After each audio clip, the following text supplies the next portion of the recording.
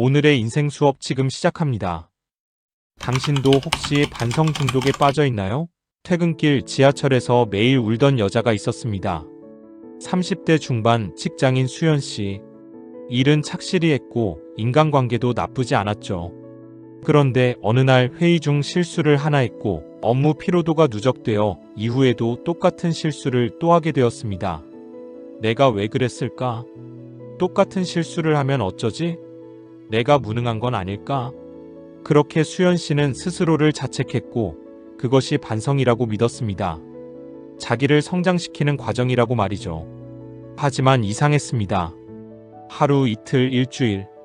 반성은 끝이 없었고 그녀는 점점 웃음을 잃어버리게 되었습니다. 결국 수연 씨는 친구의 권유로 병원을 찾았고 의사는 말했습니다. 당신은 반성 중독입니다. 자책이 습관이 된 겁니다. 수연 씨는 충격을 받았죠. 자기 개발을 위해 했던 반성이라는 행동이 사실은 자기 자신을 갉아먹고 있었던 겁니다. 반성했는데도 불구하고 오히려 똑같이 또 실수하고 또 반성하고 끝없는 반복으로 자기 반성만 하게 되는 악순환의 고리에 빠져버린 것이죠.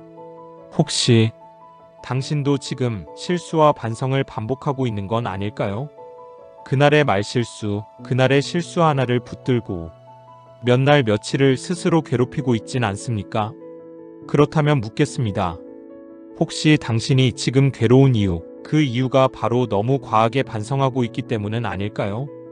그렇다면 당신은 스스로를 파먹는 반성의 덫에 걸려 있는지도 모릅니다. 매일 밤 자기 전 하루를 돌아보면서 왜 나는 그때 그렇게밖에 말 못했지? 그 상황에서 조금만 더 참을걸?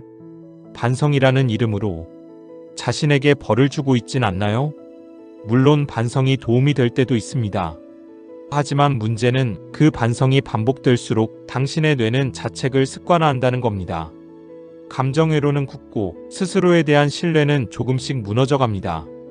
하버드 의대 연구팀은 말했습니다.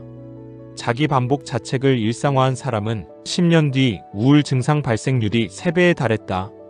단순한 후회가 아닙니다. 뇌의 구조 자체가 바뀌는 위험한 신호입니다. 그리고 그 결과는 분명하죠. 기회가 와도 움츠리고 사람을 만나도 두렵고 마침내는 평범한 일상이 두려운 상태에 이르게 됩니다. 자책은 생각보다 훨씬 독합니다.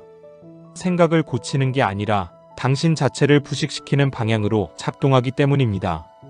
지금 이 순간 당신의 뇌는 어느 쪽으로 바뀌고 있을까요? 당신에게 필요한 건 반성이 아니라 회복입니다. 많은 사람들이 착각합니다. 생각을 멈추면 게을러진다. 반성은 나를 성장시킨다. 스스로를 몰아붙여야 내가 버틴다. 하지만 그건 틀렸습니다. 정신의학적으로 지나친 반성은 회복을 방해하는 독성 루틴입니다.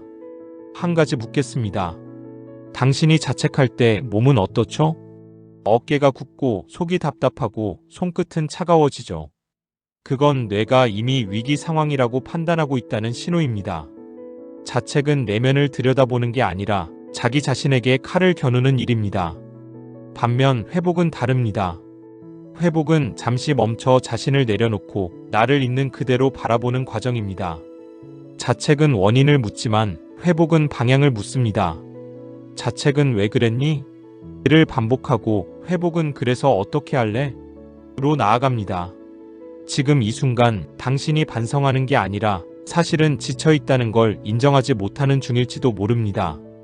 그 지친 나를 그냥 놓아주면 안 될까요? 당신은 반성보다 먼저 충분한 회복이 필요한 사람일지도 모릅니다. 가만히 있으면 불안해. 쉬면 죄책감이 들어. 그럴 수 있습니다. 하지만 그건 쉰다는 걸 잘못 배운 탓입니다. 우리는 늘 무언가를 해야 한다고 배웠어요. 생산적이어야 한다. 반성해야 발전한다. 멈추면 뒤처진다. 그래서 쉬는 것도 회복이 아니라 실패처럼 느껴지는 겁니다. 하지만 저는 이렇게 말하고 싶어요. 당신은 아무것도 하지 않아도 괜찮습니다. 조용히 앉아 커피 한 잔을 마시는 시간을 가져도 됩니다. 혼자 멍하니 창밖을 보며 쉬어도 괜찮습니다. 그건 낭비가 아니라 정상적인 재충전 회복의 시간입니다. 회복은 대단한 행동이 필요하지 않아요. 자기 몸의 리듬을 듣는 것, 그게 시작입니다. 오늘 하루 할 일을 줄이고 그 시간을 나를 위하는 시간으로 투자해 보세요. 계획하지 말고 그저 누워 있어도 괜찮습니다. 그건 게으른 게 아니라 스스로를 회복시키는 가장 용기 있는 행동입니다. 누가 뭐라 해도 내 마음이 괜찮다고 하면 그건 충분히 잘하고 있는 겁니다. 사람은 쓰러지기 전까지는 자신이 얼마나 지쳐 있는지 모릅니다. 하루 이틀 무시했던 피로가 어느 날 갑자기 병이라는 이름으로 돌아오죠. 당신이 매일 반복하는 조금만 더 참자. 이 정도는 누구나 겪는 일이지. 그 말들이 쌓여서 당신의 몸과 마음을 갉아먹고 있습니다. 우울감, 만성 피로, 무기력, 불면증, 처음엔 그냥 지나가요. 하지만 그건 작은 징조에 불과합니다. 몸은 신호를 보내는데 당신만 무시하고 있는 겁니다. 그리고 언젠가 정말 아무것도 못하게 되었을 때 사람들은 이렇게 말하죠. 그땐 왜 쉬는 방법을 몰랐을까? 왜 나 스스로에게 그렇게 혹독했을까? 스스로가 쉬지 않으면 언젠가는 강제로 멈추게 됩니다. 그때는 내가 원하는 방식으로 쉴 수 없습니다. 몸도 마음도 더는 버틸 수 없어 이미 만신창이가 되었을 테니까요. 지금 멈추는 건 실패가 아닙니다. 멈추지 않는 게 위험한 겁니다. 회복은 선택이 아니라 생존의 조건입니다. 무엇을 할까가 아니라 어떻게 멈출까입니다. 복잡하게 생각하지 마세요. 아주 단순한 한 가지만 기억하면 됩니다. 오늘 하루 일찍 눈 감기로 결심하세요. 휴대폰을 끄고 조용한 음악을 틀고 스스로에게 말해주세요. 지금 이 시간은 나를 위한 시간이다. 아무도 당신을 재촉하지 않습니다. 당신이 허락해야만 당신의 삶은 달라지기 시작해요. 사람들은 늘 거창한 변화를 원하지만 사실 삶을 바꾸는 건 아주 사소한 결정입니다. 오늘 딱 30분만 나를 돌보자. 이게 시작입니다. 산책, 낮잠, 따뜻한 차 한 잔, 어느 것 하나도 작지 않아요. 그건 삶을 회복하는 작은 기적입니다. 하루의 작은 휴식이 일주일의 리듬을 바꾸고 결국 삶 전체의 방향을 바꿔놓습니다. 당신이 쉬기로 결심한 그 순간부터 삶은 다시 시작됩니다. 회복은 선택이 아니라 다시 살아가는 연습입니다. 스스로의 반성과 질책의 시간은 너무 많았습니다. 이제 회복의 시간으로 스스로를 다스리세요. 바로 오늘 그 연습을 시작하시면 됩니다. 오늘의 인생 수업을 통해 당신과 그 사람이 더 행복했으면 좋겠습니다. 감사합니다.